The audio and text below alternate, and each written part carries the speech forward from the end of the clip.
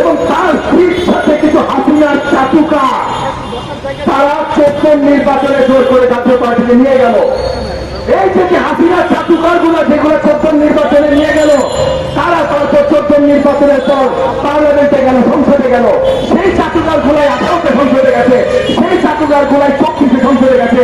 সেই চাটুকার গুলাই আজকে জাতীয় পার্টি হয়ে কথা বলছে। তাহলে এরা যদি জাতীয় পার্টি হয়, তাহলে এই জাতীয় পার্টিও 14 দলের অংশ। এই জাতীয় পার্টিকে নিষিদ্ধ ঘোষণা করতে হবে। এবং একই সাথে আমি খুবই কড়াভাবে নিন্দা জানাচ্ছি যে অন্তর্বর্তীকালীন সরকার এই হাসিনা বছর জাতীয় পার্টিদের নেতৃবৃন্দকে বারবার কেন আলোচনায় ডেকেছে।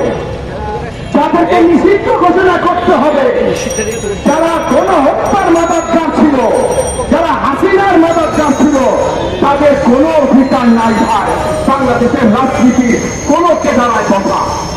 আর যদি কোন কেদারায় বসার অধিকার না থাকে, তাইলে অন্তর্বর্তীকালীন সরকারের সাথে আলোচনায় কিভাবে বসে?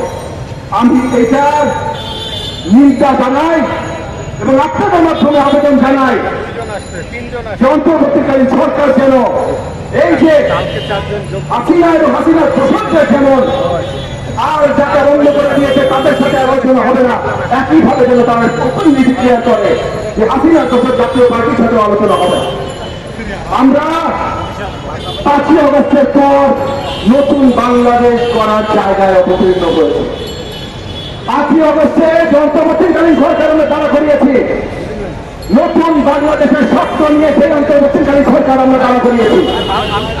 এই নতুন বাংলাদেশ তৈরি করতে আমাদের কেউ বাধা দিতে পারবে না।